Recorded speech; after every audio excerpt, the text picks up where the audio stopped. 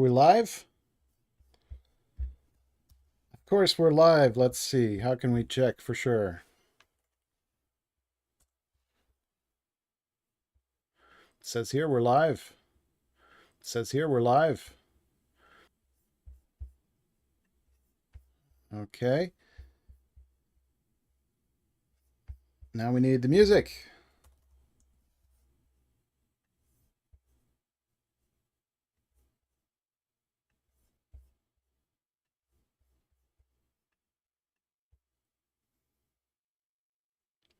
What are we going to listen to start our show today?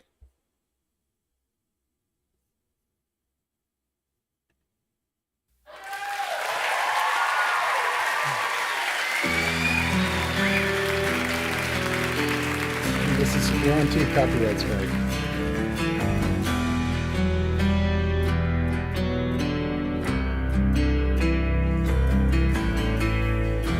Gray hair, glasses, suitcase, humble, clever, and constantly working for peace. Uganda, Congo, and the Oslo Treaty Plan. Oh my God, what a plan. Not as famous as Scar Story, not a daddy's boy like Jens. But when hand grenades are flying, there's just one man you can trust. When there's war and all is hell, send into Eagle Land, the United Nations superhero man. Mad dictator with a gun, send into Eagle Land. Oh, how I wish I was Eagle Land. Blue eyes, firm hands, nice legs, clean shaved body, drinking his protein shakes, spray tan, skin cream, and bodies like he was 18. He's a peacekeeping machine, and he stares into the mirror, flexing muscles in the night. And he says, boy, I think you're ready to protect some human rights. When this war and all is hell, bring into Eagle Land, the United Nations superhero man. He plays golf with Kofi Annan and looks at math with George Dude. Oh, how I wish that I was Eagle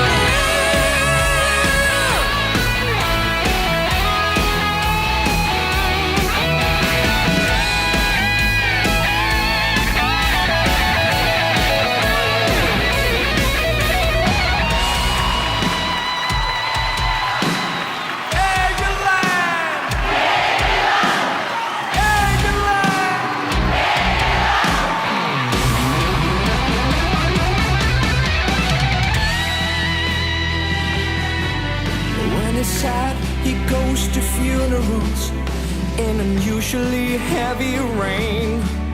Large amounts of water in his face, but that doesn't hide his pain.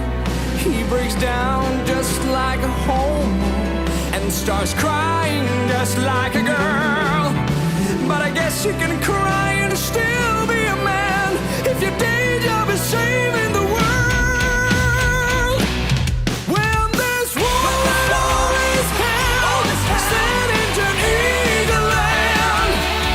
He's so much a muscle pumping, crying out. If there's one man you should trust, it is the Johnny boy. Oh, how I wish that I was Eagle Land.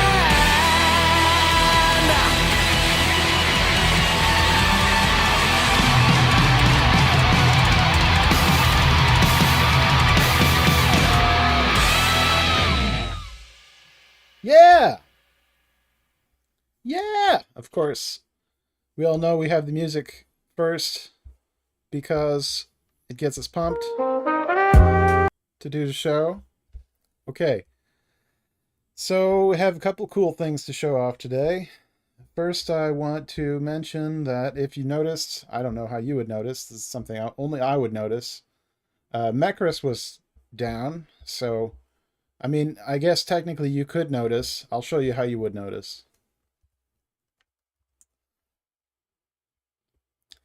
So, Mecris is the force that logs a data point every chance it gets here for my close master goal, which is all about learning languages. And this one's about learning Arabic. And you can see where it got shut off here. There, we'll get into the details of what exactly went wrong and why it took so long to bring it back. But you can see that we're here now, and we definitely need to get down here and get on our way. And that's what Mecris helps us do by keeping the pressure constant. Uh, that's that's all I can really explain to help understand what is Mecris and why is it so important. Because it does enable workflows like this. Um, by keep the pressure constant, I actually mean that it runs as a local MCP server. So when I'm talking to Antigravity now, we'll see when I'm talking to Antigravity only in context where Mecris is loaded, but I'm pretty sure I just set it up so that it's going to be loaded everywhere. Uh, it's going to randomly check the get narrator context endpoint because that's the most important endpoint. And it's going to figure out whether I went for a walk. I actually did go for a walk with Boris because I started this earlier this morning. And the first thing it said was, hey, you got to go for a walk. The weather's nice. What are you doing in here on the computer? And I said, Mecris, I missed you. Thank you. I'll go for the walk, but we have some things to take care of. So we did figure out how to load the Mecris MCP in Antigravity CLI. We tried and tried to get it to work, and it didn't work at first. The reason was actually a bug in the Antigravity CLI. We're going to show the receipts so that you can know. It really is a bug. Where did it go? Here we go. I looked in the docs. I looked everywhere except for the issues because I thought I was told that Antigravity was not open source, and maybe that's actually true.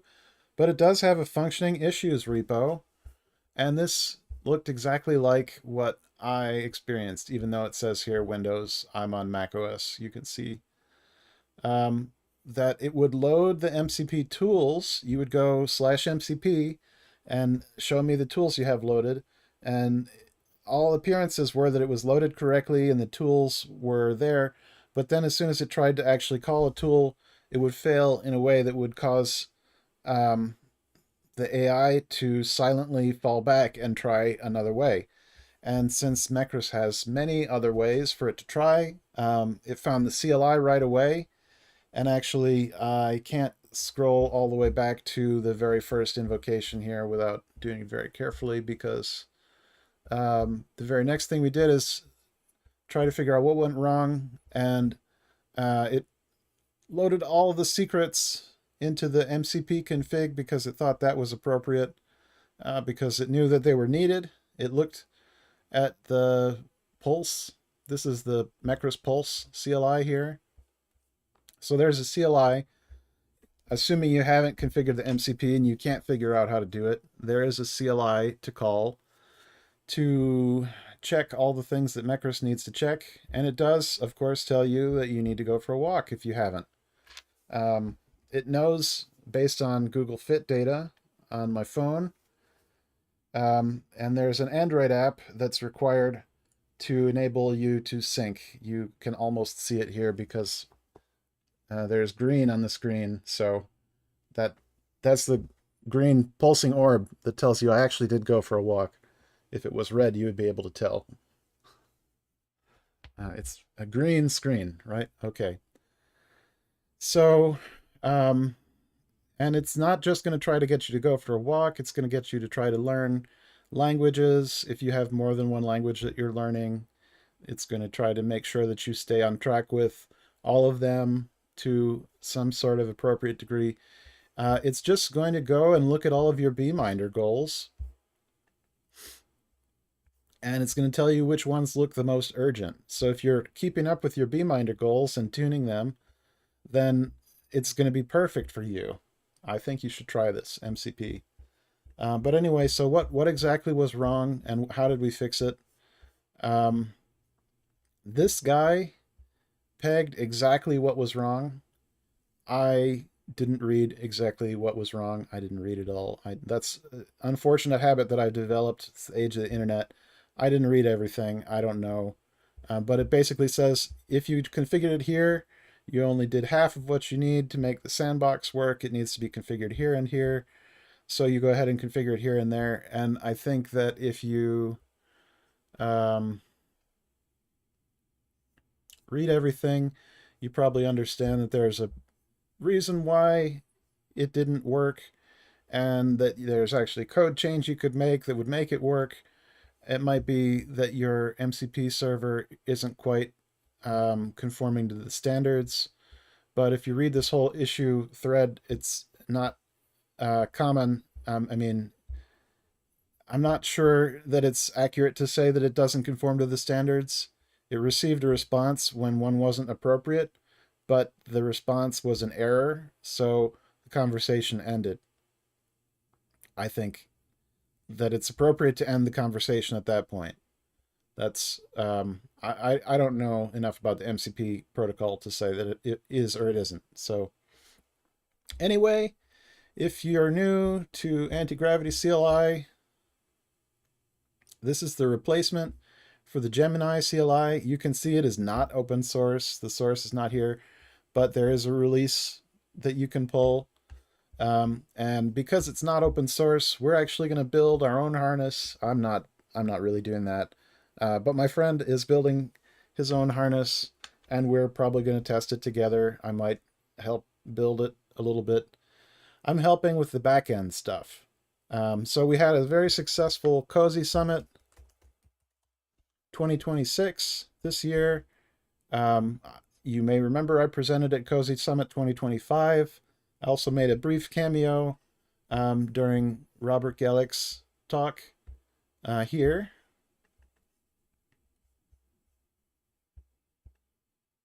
And you can certainly find this on YouTube. I think there's probably a link up here. There should be. Oh, no, it's not. Well, you can certainly find it on the CNCF YouTube. Here. We'll look for Andre. No, that's not it.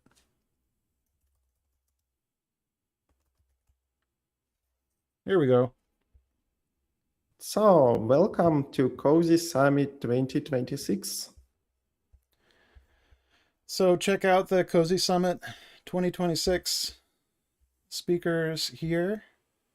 This is the one I wanted Welcome to show. to everyone. Okay. And I'm not going to show the whole video, but we can see that there's some very interesting stuff on here. And we can actually pull this cluster up here on the stream if all the network gods align, and we can actually contact it just by connecting to Tailscale. It says it's connecting. You can see here. Ooh, my file server's not online. That's very interesting. I wonder why not.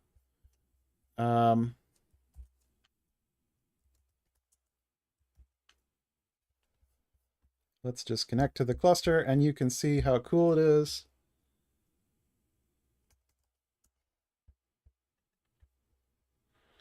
Yeah, we've actually got Cozy Stack running on this Raspberry Pi cluster, if you believe it.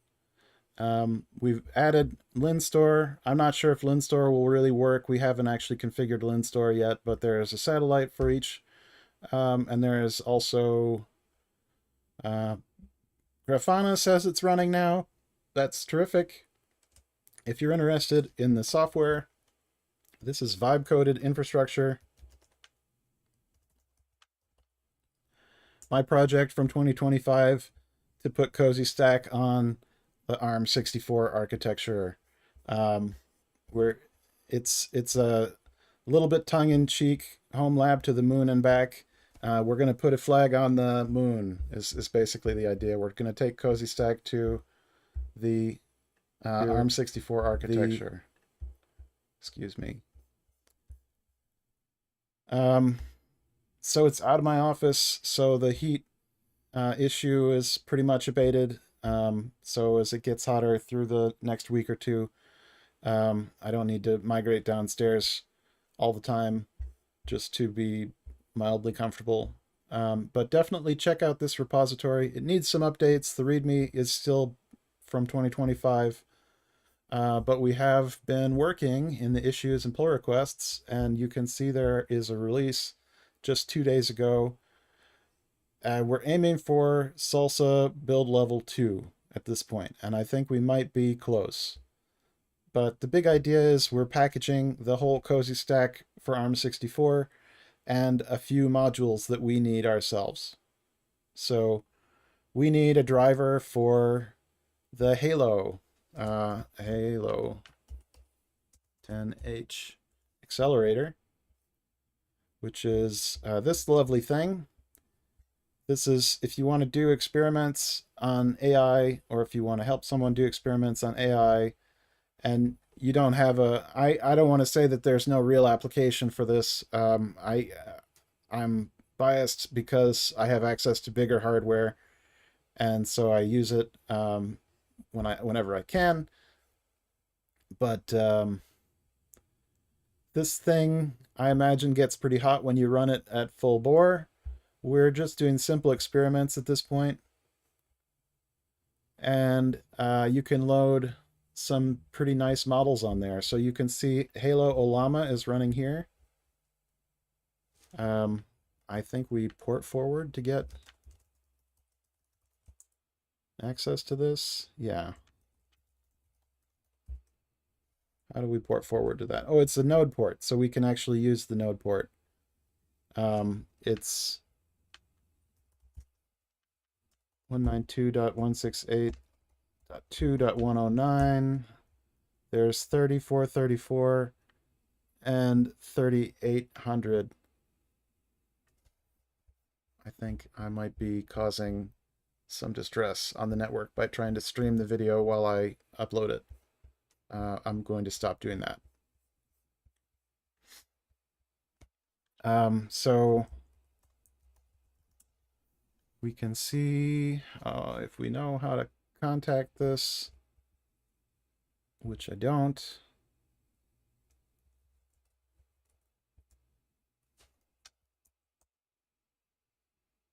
Does anyone know how to call OpenAI API? Oh, is it 3800 we need to call? Here, we're going to SSH into the server, and we'll have a couple of curl calls there that we can use. Curl.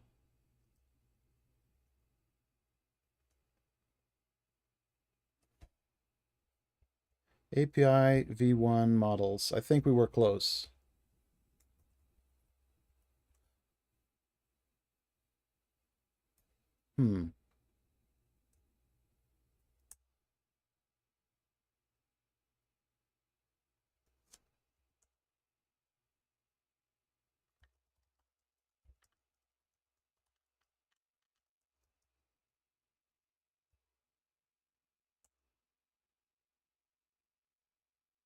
Yeah, I'm sure it would be a get. We want to list the models.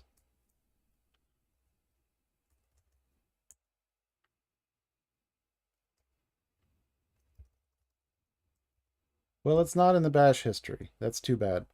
I don't know how to call. Let's use an AI to do this here.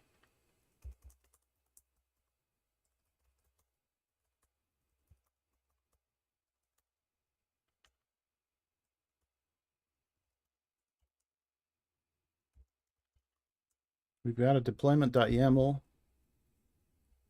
Maybe there's a README in here that tells you how to call it. Oh, good. It's just /API, I guess. Models. List available overloaded models. Okay.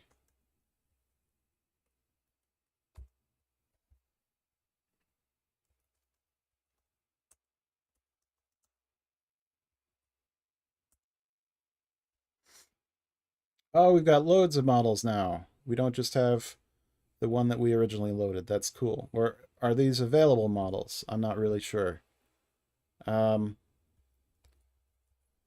/API models, not an endpoint that we can call.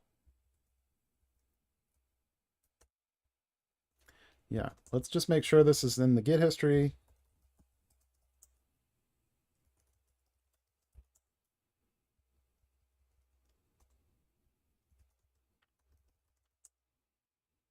Cool. Yeah, so you can definitely see the work that we've done here, the Halo Olama service. You can install Cozy Stack if you have an ARM64 cluster of your own using the assets that we built. They are minimally customized. I don't think I customized any of the Cozy Stack assets, only the Talos assets. So there's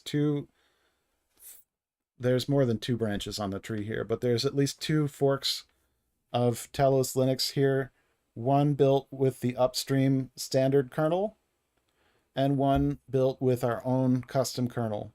We needed to build a custom kernel because when you build a Talos kernel, you build it with an ephemeral signing key. I guess you don't have to use an ephemeral key, but we use an ephemeral signing key.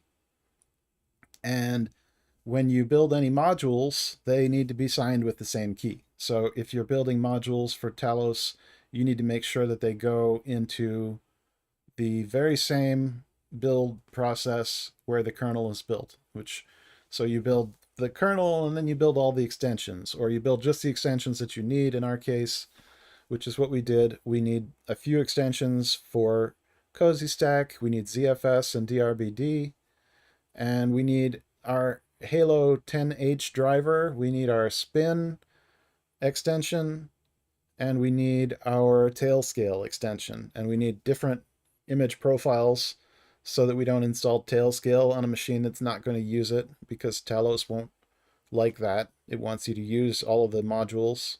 They need to be loaded at least, and the Tailscale module extension requires configuration.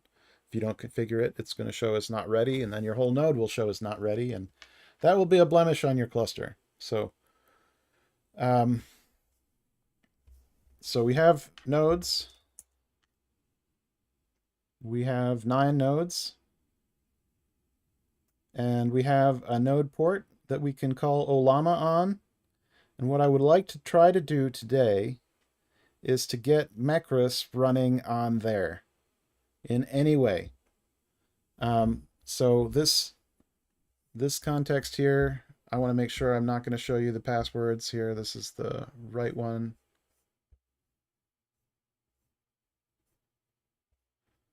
Yeah, so there's the other one here. This is the one where I'm in danger. If I keep it on the screen here, you might see the passwords. So I'm going to close that one out.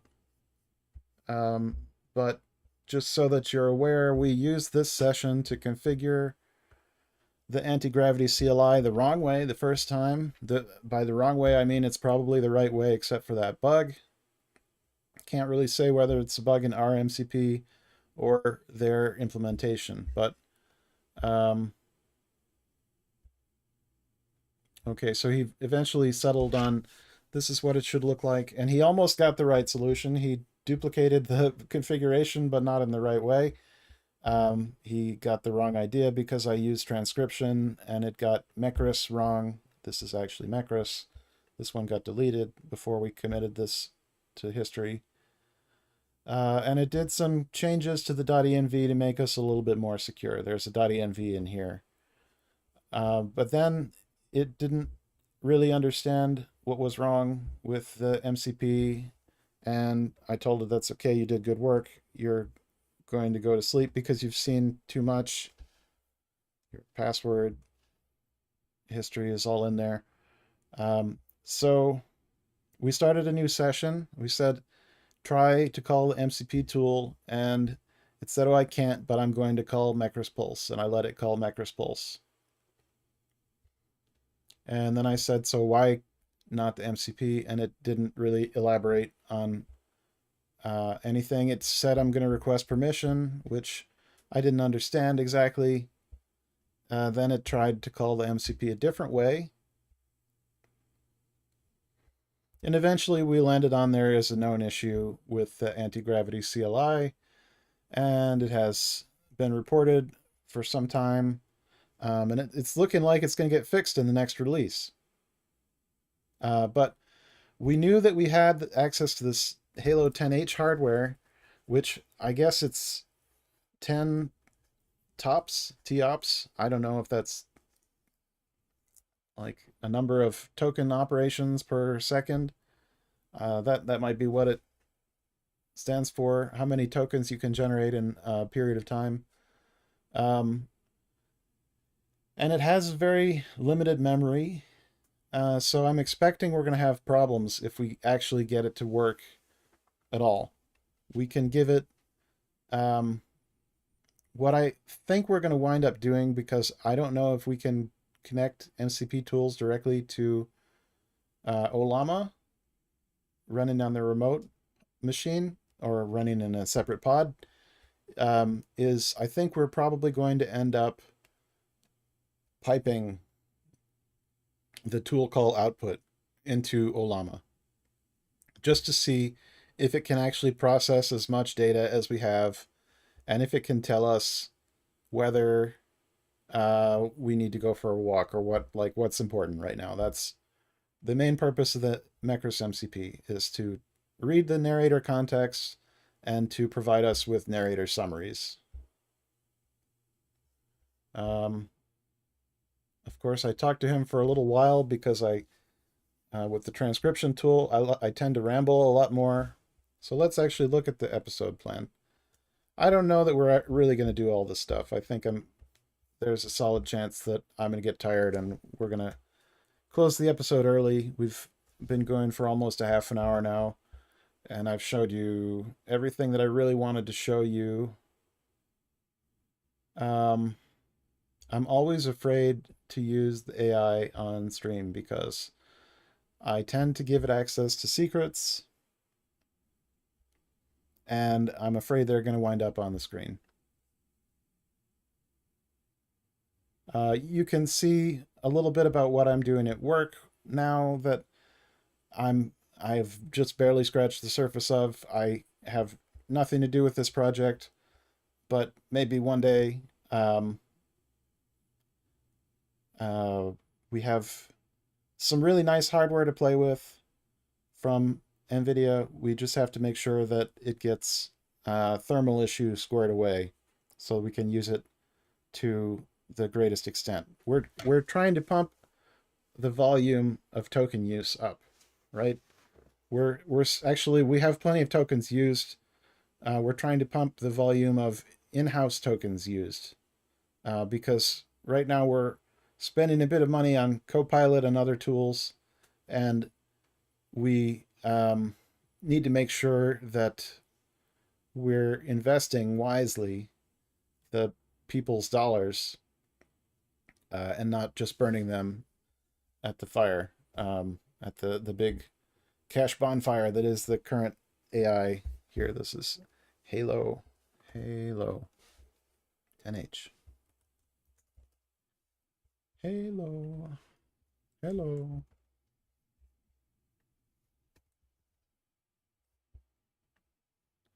I could just use find and replace, but I save so many keystrokes nowadays, I don't mind spending a few extra here and there. What? Take two, they're small. Okay. Let's use...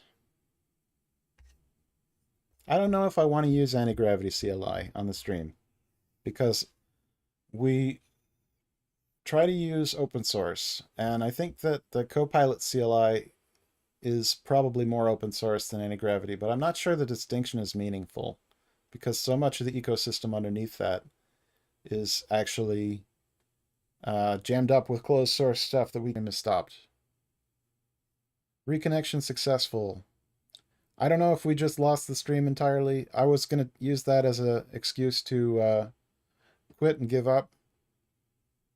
But why don't we give him a shot here? Let's allow him to read the show notes.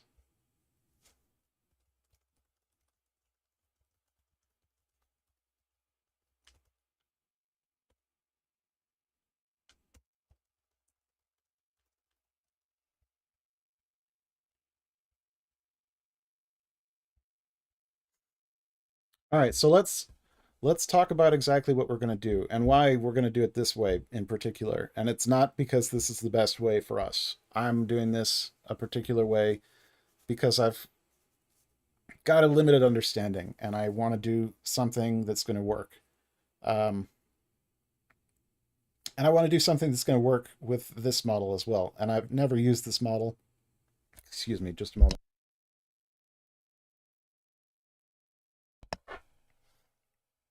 I've never even loaded this model into memory, so I don't know exactly how it works.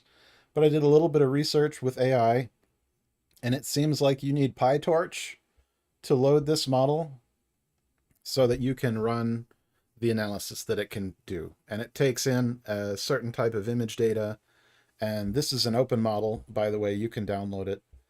And you can use it to analyze Earth image data if you so desire, or experiment with it in any way. And I think the big idea is to process a piece of Earth image data and come out with detailed analysis that tells you important stuff, like about flood zones or fire. I'm so disconnected from this part of my work. I'm a computer person. This is stuff that I would like to know more about, but I would have to listen for a while before I feel comfortable talking about it. But we're going to do something similar with Mecris. So we're going to take the output. Imagine it's the output of the image model.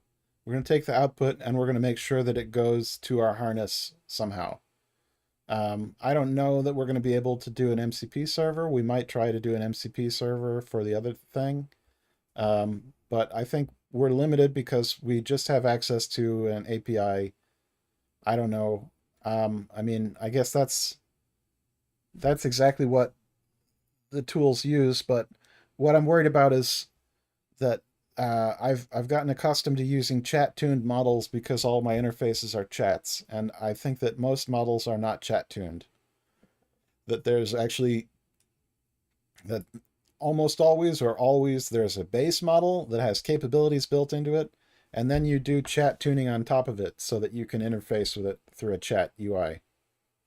I've never tuned a model, so if I sound like I'm talking gibberish and I don't know what I'm talking about, I actually don't know what I'm talking about. It's not a mirage. It's not an artifact of compression or green screen effect. It's real confusion. I don't know what I'm talking about, but I'm going to do my best, and we're going to see if we can get there with the help of AI.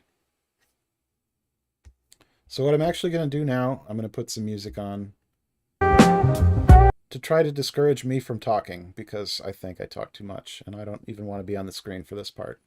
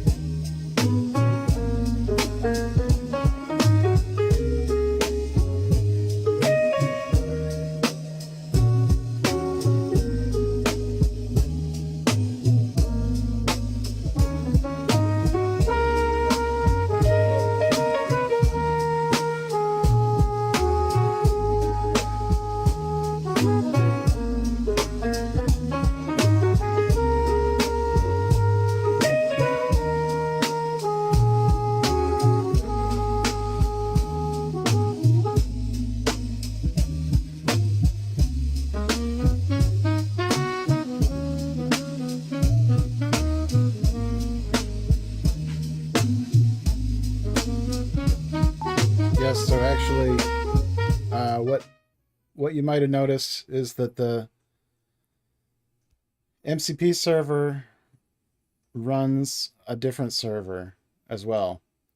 That server is for the Android UI to communicate with. And the MCP server expects to be on a private network. So the authentication is fairly minimal. I'm not sure if it's actually authenticated or not. I would guess that it uses the same OIDC as everything else does, but there are some places where unauthenticated sessions are allowed. For simplicity's sake,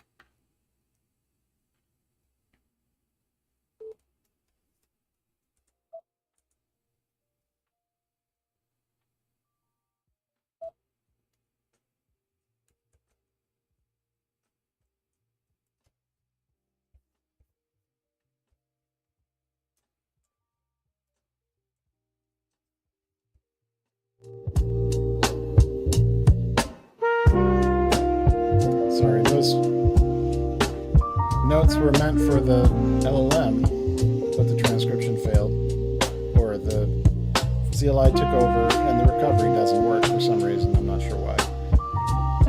It used to work.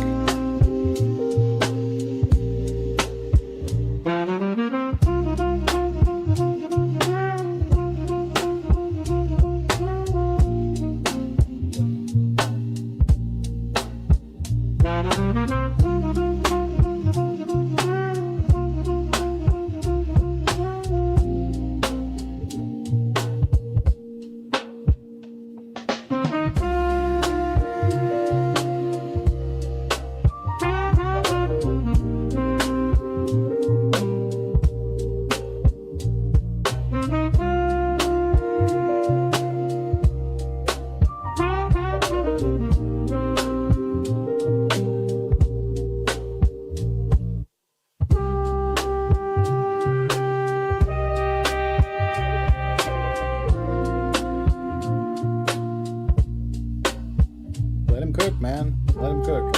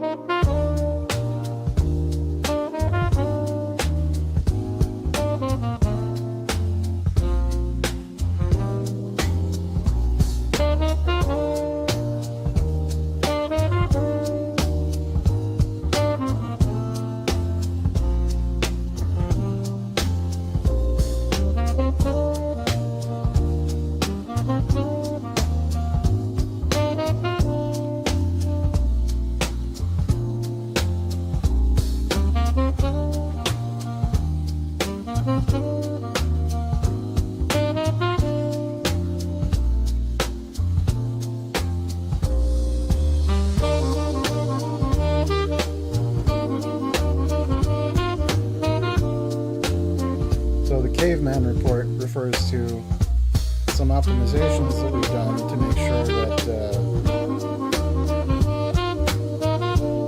we don't overuse context. I think we also intended to invoke the Rust token killer, but I don't know how much of that stuff is actually live yet. And I'm kind of suspicious that this is not going to return. Maybe I'm just not patient enough for this hardware.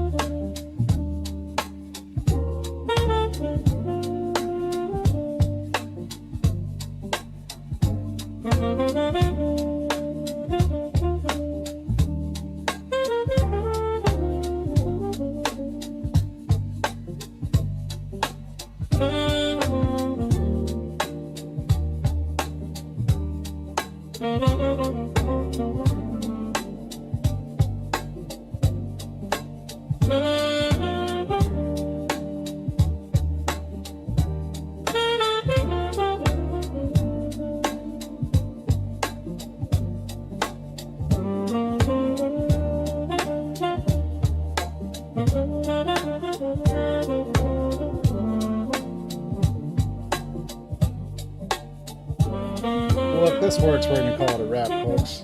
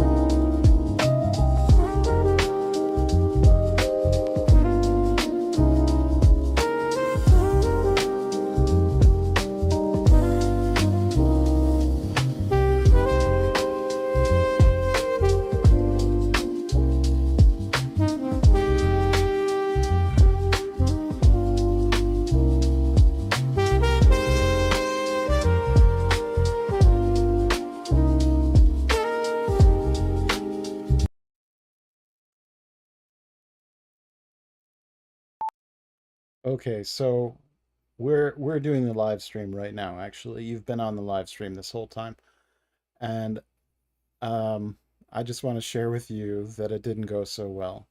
I'm not sure why it wasn't aware that it could use the tools, or if there were, I don't know. Can you analyze the output and tell me what happened?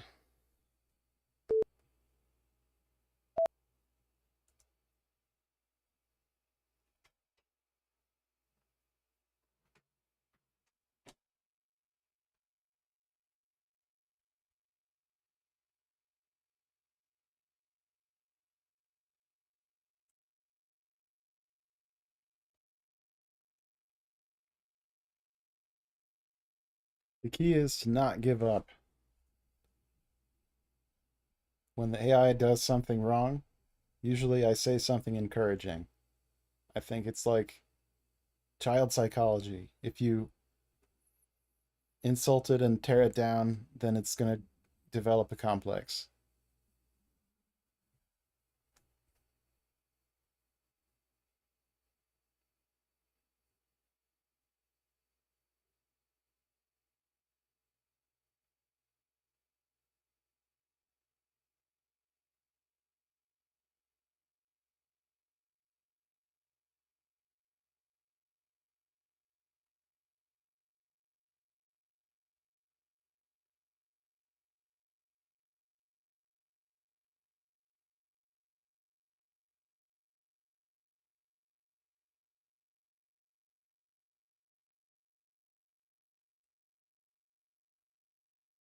Well, before we give up, we're definitely going to do some commits.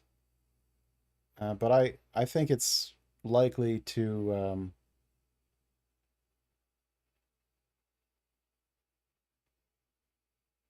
succeed here.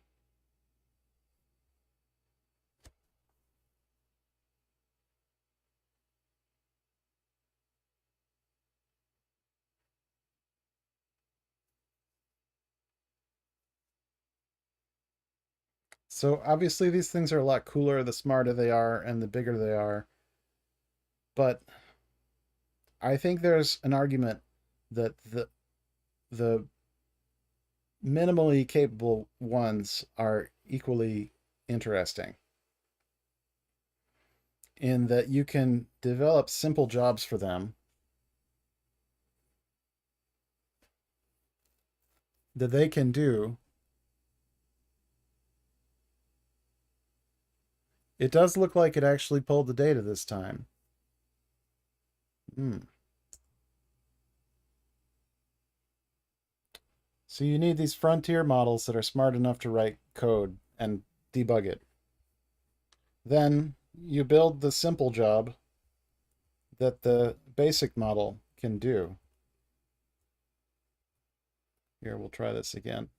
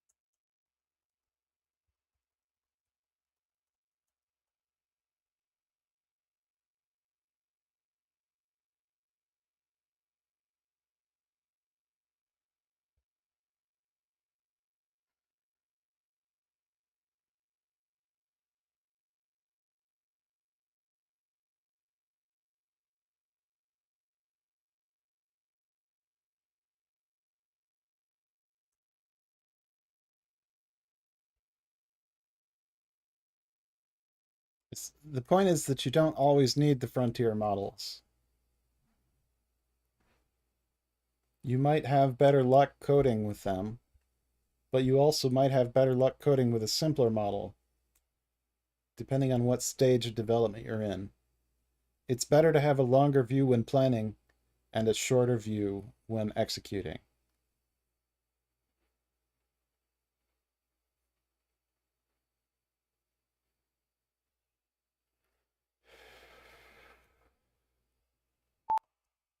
I'm going to ask you to please wrap up the session. We're over an hour now, and I would like to end the show.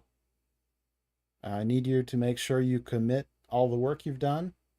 I want you to write a session log that explains how much progress we made and what worked and what didn't, and write an action plan for next time.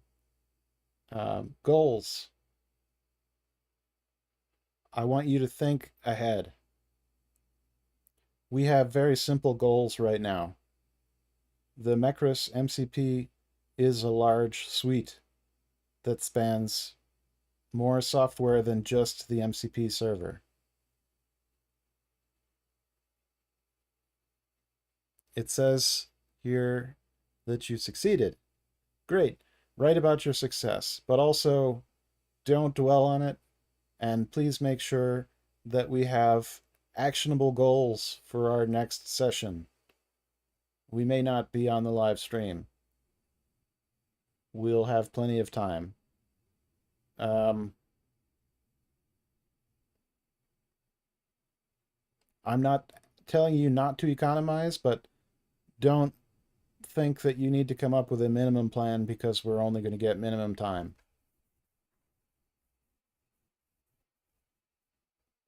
So why does the output appear that it called tools twice? I'm going to try it again.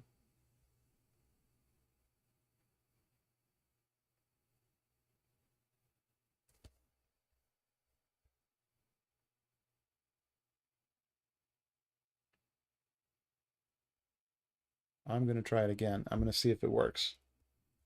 But then I want you to commit everything that we've done and say hello to the folks on the stream.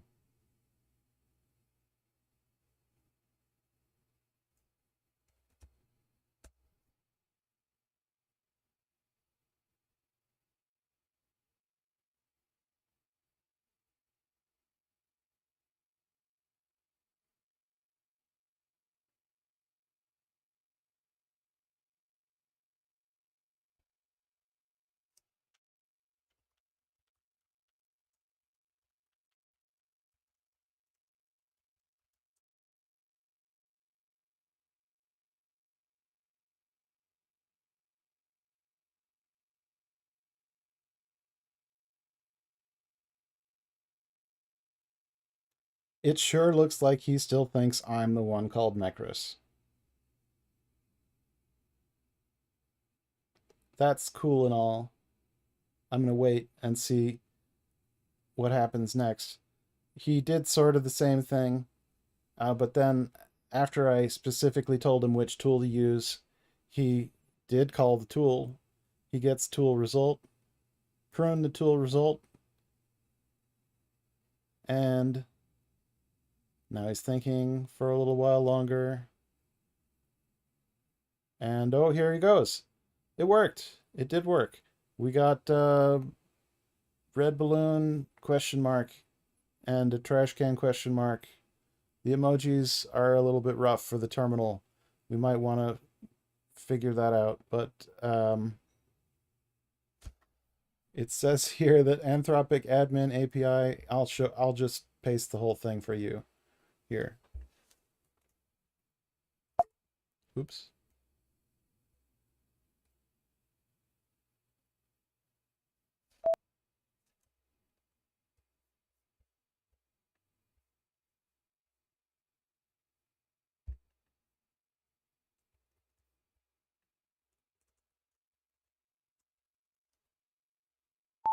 So as you can see, he still thinks that I'm called Mecris. I'm not sure how we can resolve this identity crisis. I think it might have to do with the Mecris colon or something like that. I don't know. It doesn't seem to understand that he's Mecris. So make that the top priority for the plan, because if the harness is awkward to talk to, then nobody's going to want to use it. If it thinks that it's talking to itself, or if it thinks that you're it, or like some weird thing like that, that's going to be the thing that everybody talks about until it's fixed. So let's make a plan to fix that. Just keep it surface level. No details, just goals. Look back at our next session notes from the previous session. Look back at anything in the recent Git history if you want. Make sure we commit all of our changes. And like I said, again, say hi to the folks on the stream. You can do that more than once if you want. We're almost finished.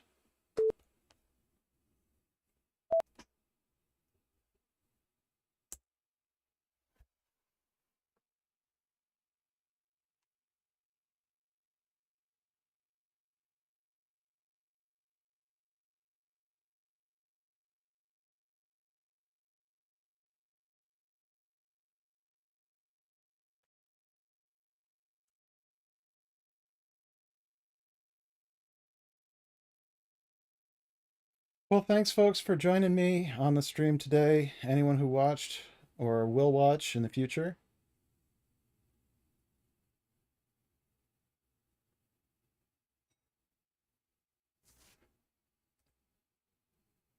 We did make some interesting progress. I'm glad to be able to show you this. We have our own hardware that we can build AI solutions on. Not just the locked up stuff inside my phone that I'm sure that I won't really be able to talk to. Although I haven't really looked at how AI Core works, and I was able to use it successfully inside of my Android app, so I'm just negging Google here. I did the same thing when I was talking about open weight models.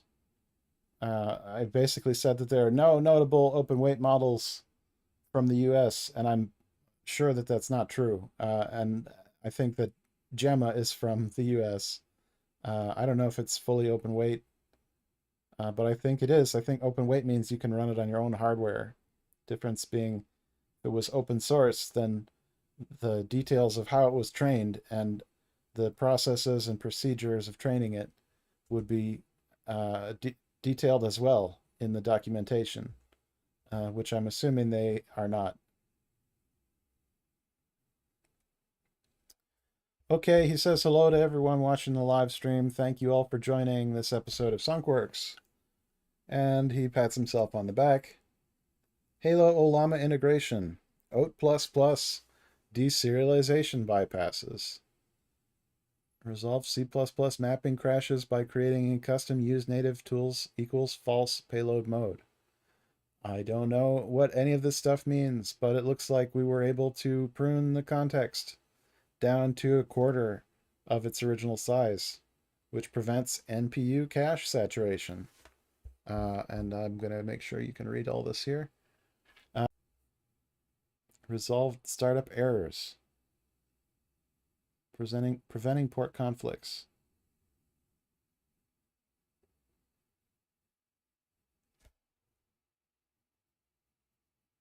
Inject explicit names. All right, so it's going to know who I am.